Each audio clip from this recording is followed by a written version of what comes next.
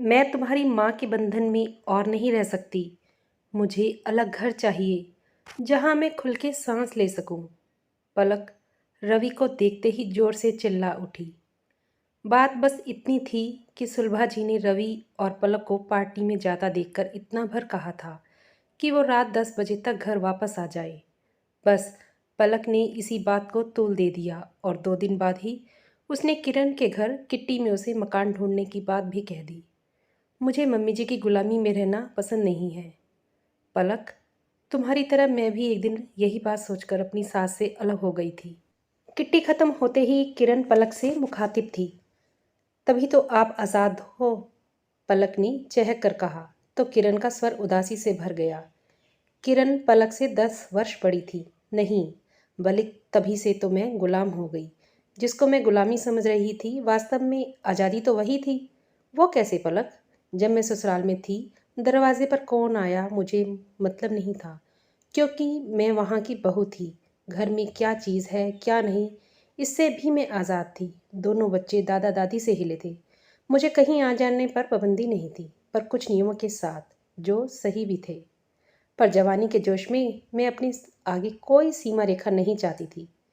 मुझे ये भी नहीं पसंद था कि मेरा पति ऑफिस से आकर सीधा पहले माँ के पास जाए। तो तो फिर पलक की उत्सुकता बढ़ गई। मैंने दिनेश को हर तरह से मना कर अलग घर ले लिया और फिर मैं दरवाजे की घंटी, मेहरी, बच्चों, धोबी, दिनेश सबके वक्त की गुलाम हो गई। अपनी मर्जी से मेरे आने जाने पर भी रोक लग गई, क्योंकि कभी बच्चों का होमवर्क कराना है तो कभी उनकी तबीयत खराब है। हर जगह बच्चों को नहीं ले जा सकती, अकेले भी नहीं छोड़ सकती, तो मजबूरन पार्टियां भी छोड़नी पड़ती। जबकि ससुराल में रहने पर ये सब बंदिशें नहीं थीं। ऊपर से मकान का किराया और फालतू के खर्चे अलग। फिर दिनेश भी अब उतने खुश नहीं रहते। किरण की आंखें नम हो उठी। फिर आप वापस क्यों नहीं चली गई? किस मुंह से वापस लौटती? इन्होंने एक बार मम्मी से भी कहा था, पर पापा ने यह कहकर साफ मना कर दिया कि एक बार हम लोगों ने बड़ी मुश्किल से अपनी आप को संभाला है, अब दूसरा झटका खाने की हिम्मत नहीं है। बेहतर है अब तुम वहीं रहो। ओहो, पलक घर से बाहर कदम रखना बहुत आसान है, पर जब तक आप माँ बाप के आश्रय में रहते हैं आपको बाहर के थपेड़ों का तनिक भी एहसास नहीं होता।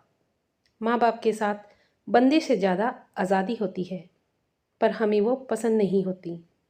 एक बार बाहर निकलने के बाद आपको पता चलता है कि आज़ादी के नाम पर खुद अपने पाँवों में जंजीरें डाल ली हैं। बड़ी होने के नाते तुमसे यही कहूँगी, सोच समझ कर ही ये कदम उठाना। मन ही मन ये गणित दोहराते हुए पलक एक क्षण में निर्णय ले चुकी थी।